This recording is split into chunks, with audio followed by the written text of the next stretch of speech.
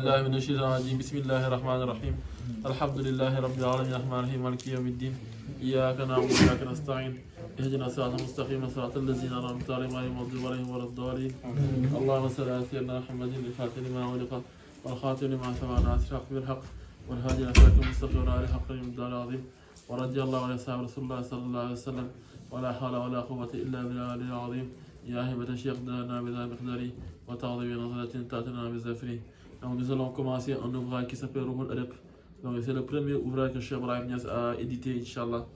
Donc ça parle du comportement du mouride qui doit cheminer vers son Seigneur, comment il doit se comporter et les conseils qu'il lui donne, notamment pour pouvoir avoir un bon soulouk, Inch'Allah.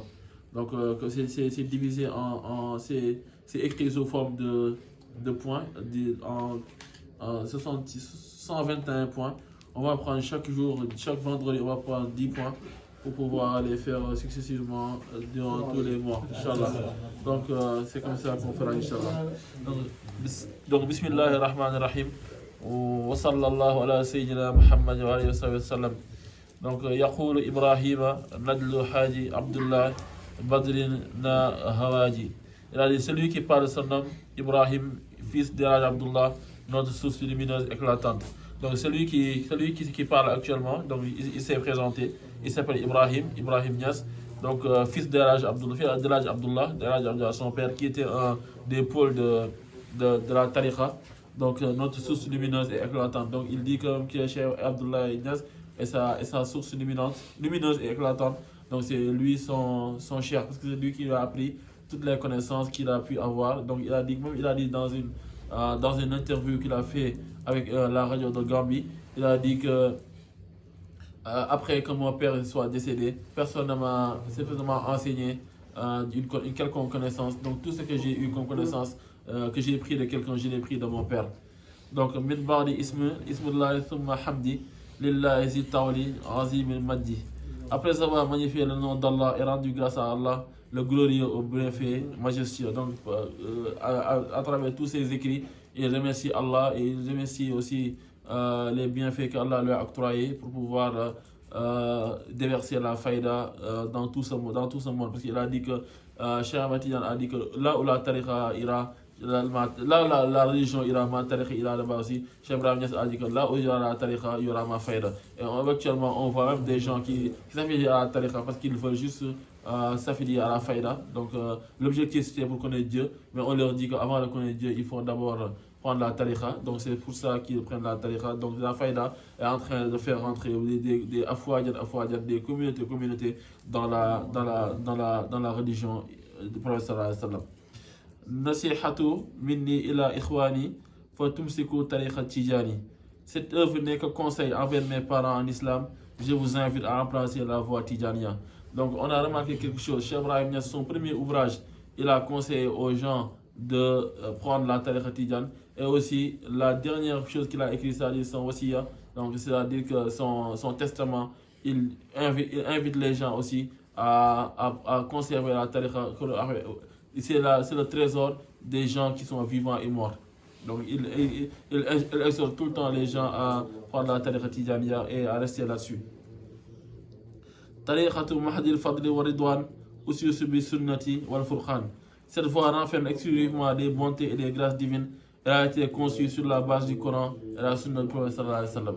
Donc il a dit que la tariqa, ce n'est pas une innovation, c'est rien, elle a été conçue à la base du sunna et de la sunna du prophète sallallahu alayhi wa sallam. Parce qu'on fait l'istighfar, Allah il a dit dans le Coran, implorer le pardon d'Allah, on fait la salatul fatihi. Allah il dit inna Allah malaikatahu nabi alayhi wa sallam taslima. On fait la ilaha illallah. Allah il dit fa'lam annahu la ilaha illallah. Donc tout ce qu'on pratique dans la tariqa, c'est des recommandations divines. C'est pour ça un jour il était parti à la Mecque, il y a quelqu'un qui lui a dit que vous devez arrêter vos tariqa là. Il lui a dit que est-ce que tu connais la tariqa?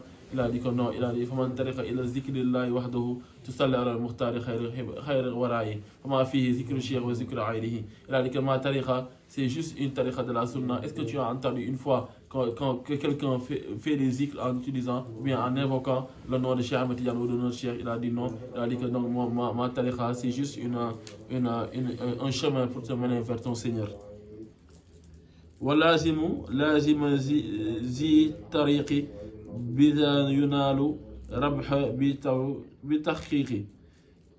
Ancrez-vous aux pratiques, aux dogmes intrinsèques de cette voie, de se faire gagner les temps beaucoup de profit. Il a dit que quelqu'un qui respecte vraiment les litanies de la tariqa tidjane, il gagnera un grand profit. Et le grand profit le plus grand, c'est avoir la mushahada, c'est-à-dire avoir la vision de la face divine en état d'éveil.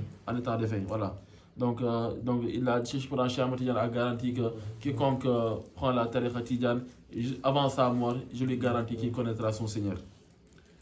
فرست في أخذ طريق تربح إلا إذا كنت دائما تصلح. Il ne suffit pas de faire à cette voie qu'on en profite qu'en persévérant dans la pratique normale de ces rites. La pratique normale, il a dit, pas faire la wazifa ou bien faire le lazim en utilisant le téléphone ou bien en faisant autre chose. Donc, quand on fait les litanies de la tariqa tidjane, on doit se concentrer de la meilleure manière parce qu'on est en face du prophète sallallahu alayhi wa sallam, en face de Cheikh Ahmed Tidiane Chérif. Donc, quand on est en face de ces créatures-là nobles, on doit ne faire que être dans les bons états. Mukamilu shurutu mukharraru mukabidin adaban mutabara. Respecte au maximum ses chartes authentiques, enseigne et conforme-toi à son code de discipline prescrit. Il a dit que il y a des gens qui ont fait des ouvrages sur la fiqh de la tariqa tidjane. C'est quand les horaires pour faire la lazim, la wazifa, la hadratul juma, et aussi c'est quoi les bienfaits quand on fait la lazim et la wazifa, comment on rattrape la wazifa, comment on rattrape la hadratul juma. Donc tout ça c'est des choses que le mourid doit comprendre et savoir pour pouvoir être en bon entente avec le chef qui est Cheikh Ahmed Tidiane. معظم إلهي جميعا لا سيما خاصه كن مطيعا. Au nom de tous les adeptes de cette voie, à fortiori des sages, à cela tu dois obéissance. Pas faire de inkar, par exemple dire des mauvaises, comme tu as affilié à Cheikh Ibrahim par exemple, dire des choses mauvaises sur les autres muqaddam de la tariqa, ça il ne faut pas le faire. Il faut respecter tous les muqaddam, il faut avoir une bonne conduite avec eux si tu veux accéder à la satisfaction d'Allah et son prophète sallallahu alayhi wa sallam. Parce que eux tous c'est des grands pôles de la tariqa tidjaniya. C'est pour ça que Cheikh Ibrahim, lui, il avait des allaha, il avait des relations avec tous les grands saints de la tariqa tidjane, même avec les gens qui ne sont pas de la tariqa tidjane, il avait des bonnes relations avec eux. إذا شر عنك في دكاري ورد فلازم لدب قدر حادي. Maintenant que tu entends d'accomplir les rites, attache-toi au respect, discipline autant que faire se peut. Donc quand tu te prépares pour faire la lazim, la wazifa, la hadara, concentre-toi de la meilleure des manières pour pouvoir faire des choses comme il se doit.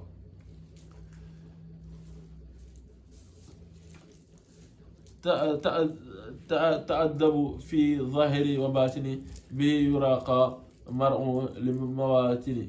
Témoigner du respect dans l'apparent comme dans le cachet, c'est à cela qu'un évolué est promu au grade supérieur. Donc, même si le cheikh n'est pas là, il se comporte bien, c'est ça qui te donne une ascension vers les hadras d'Allah.